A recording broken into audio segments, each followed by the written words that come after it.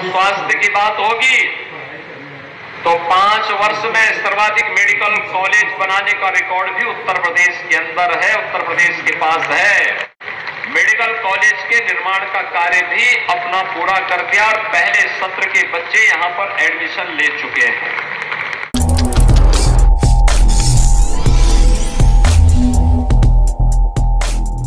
शनिवार को उत्तर प्रदेश के मुख्यमंत्री योगी आदित्यनाथ सिद्धार्थनगर जिले में बतौर मुख्यमंत्री अपनी दूसरी पारी शुरू करने के बाद पहली बार आए। मुख्यमंत्री योगी आदित्यनाथ ने जनपद मुख्यालय स्थित बीएसए ग्राउंड पर आज से 28 अप्रैल तक चलाए जा रहे विशेष संचारी रोग और दस्तक अभियान की शुरुआत भी यहीं से अपने कर कमलों द्वारा की। मुख्यमंत्री योगी आदित्यनाथ आज सुबह 10 बजे हेलीकॉप्टर से यहां पहुंचे और 11:15 बजे तक यहां जनपद मुख्यालय पर रहे। इस दौरान मुख्यमंत्री योगी आदित्यनाथ ने विशेष संचारी अभियान के शुभारंभ के साथ इस अभियान में सहयोग कर रहे विभिन्न विभागों द्वारा लगाई गई प्रदर्शनी का भी अवलोकन किया। प्रदर्शनी में पहुंचे मुख्यमंत्री योगी आदित्यनाथ ने बाल पुष्टाहार विकास विभाग के पंडाल में मौजूद महिलाओं के छोटे बच्चों को गोद में उठा लिया और उसे लाड प्यार किया। योगी आदित्यनाथ प्रदर्शनी का अवलोकन करने के बाद स्टेज पर आए और वहां से उन्होंने भारी संख्या में उपस्थित जनसमूह को संबोधित किया। मुख्यमंत्री योगी आदित्यनाथ ने इस मौके पर उत्तर प्रदेश सरकार द्वारा चलाई जा रही विभिन्न योजनाओं के लाभार्थियों को प्रमाण पत्र भी सौंपा। साथ ही विशेष संचारी रोग और दस्तक अभियान के इस पखवाड़े में पूरे जिले में भ्रमण करने वाली उन गाड़ियों को भी हरी झंडी दिखाई, जिसके माध्यम से गांव-गांव जाकर लोगों को इस रोग से बचाव के बारे में जागरूक करना है। इस मौके पर मुख्यमंत्री योगी आदित्यनाथ ने लोगों को संबोधित करते हुए कहा कि आज मुझे जब विशेष संचारी अभियान की शुरुआत के लिए जनपद चुनना पड़ा तो मैंने सिद्धार्थनगर जनपद को चुना। इसका कारण यह आकांक्षा जनपद है और यहाँ पर स्वस्थ शिक्षा सहित सभी सुविधाओं को देखते हुए यहाँ कार्य करने की आवश्यकता है। पिछले 5 वर्ष में इसको लेकर जो प्रयास हुए हैं वो काफी नहीं है, बल्कि इसको और आगे ले जाने की आवश्यकता है। विशेष संचारी रोग यानी मस्तिष्क ज्वर इंसेफेलाइटिस की रोकथाम के लिए प्रदेश सरकार ने केंद्र के साथ मिलकर कमर कसी थी। आजादी के बाद से 2017 तक पूर्वांचल के क्षेत्र में हर वर्ष हजारों की संख्या में लोग मरते थे। पिछली सरकारें कुछ नहीं करती थी, लेकिन दृढ़ संकल्प के साथ मोदी जी के नेतृत्व में विभागों के सहयोग से प्रदेश सरकार ने पिछले 5 सालों में इस बीमारी को जड़ से समाप्त करने में सफलता पाई है। हमारे पूर्वजों का कहना है कि बीमारी के उपचार से अधिक कारगर बचाव होता है। उसी को ध्यान में रखकर दस्तक कार्यक्रम शुरू किया गया है, जिसके तहत स्वास्थ्य विभाग से जुड़े स्वास्थ्य कर्मी घर घर जाकर इस बीमारी के बारे में लोगों को जागरूक करते हैं। प्रधानमंत्री मोदी और प्रदेश की सरकार ने इंसेफेलाइटिस के साथ साथ फाइलेरिया और टीबी को भी जड़ से समाप्त करने का संकल्प लिया है और इस ओर तेजी से काम भी हो रहा है। जब स्वास्थ्य की बात होगी तो सर्वाधिक मेडिकल कॉलेज बनाने का रिकॉर्ड भी उत्तर प्रदेश के नाम है। हमने गौतम बुद्ध की धरती पर स्वर्गीय माधव त्रिपाठी जी के नाम पर मेडिकल कॉलेज बनाया और इस सत्र से इसमें पढ़ाई भी शुरू हो चुकी है। हमने प्रदेश में पिछले 5 सालों में 35 मेडिकल कॉलेज के निर्माण का कार्य आगे बढ़ाया था, जिसमें से 15 मेडिकल कॉलेजों में पठन पाठन का कार्य प्रारंभ हो चुका है। आने वाले 1 साल के अंदर 17 नए मेडिकल कॉलेज प्रदेश में जाएंगे। सिद्धार्थनगर से खोजी कैमरा के लिए अरुण कुमार की।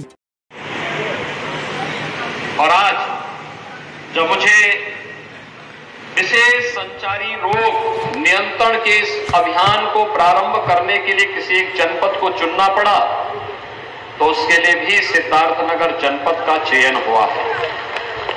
कारण है, एक तो आकांक्षात्मक जनपद है, जिस पर स्वास्थ्य के लिए, शिक्षा के क्षेत्र में, रोजगार के क्षेत्र में, कृषि के क्षेत्र में, पर्यावरण के क्षेत्र में कुछ विशेष ध्यान दिए जाने की आवश्यकता है।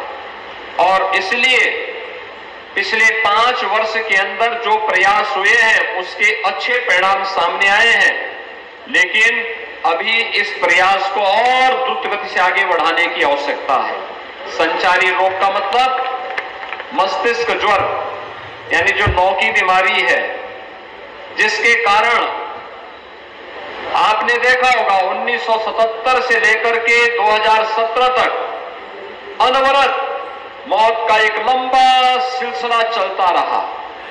इस पूर्वी उत्तर प्रदेश में 1500, 2000, 3000 मौतें हर वर्ष होती थी।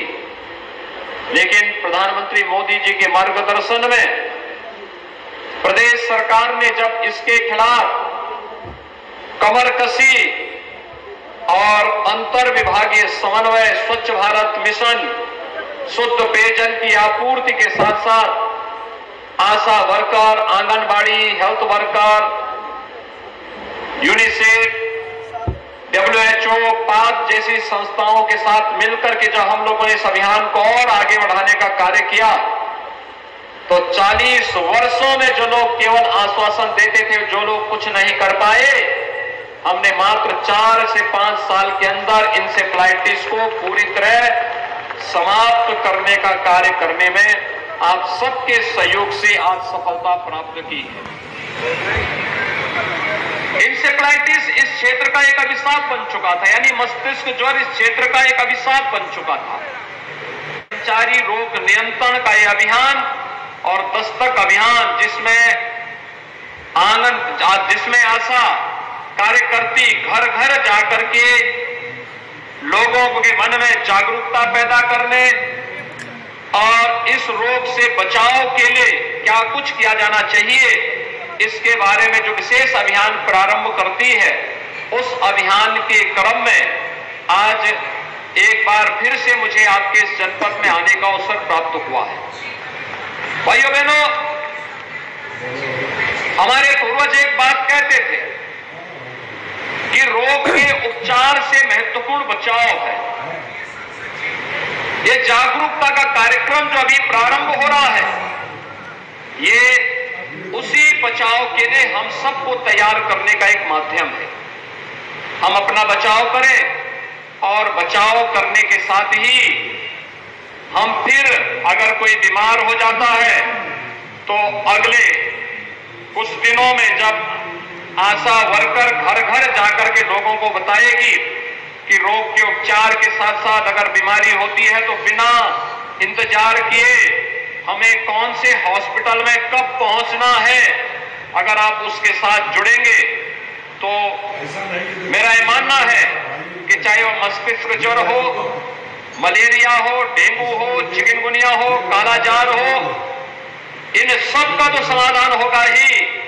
लेकिन आज तो प्रधानमंत्री मोदी जी के नेतृत्व में हम लोगों ने न केवल फाइलेरिया बल्कि ट्यूबरक्लोसिस को भी पूरी तरह समाप्त करने का एक संकल्प ले लिया है कि अब इन प्रकार की बीमारियों को कहीं भी हम टिकने नहीं देंगे, उत्तर प्रदेश की धरती पर टिकने नहीं देंगे। और जब स्वास्थ्य की बात होगी तो 5 वर्ष में सर्वाधिक मेडिकल कॉलेज बनाने का रिकॉर्ड भी उत्तर प्रदेश के अंदर है, उत्तर प्रदेश के पास है। हम लोगों ने तो श्री माधव प्रसाद त्रिपाठी जी की स्मृति में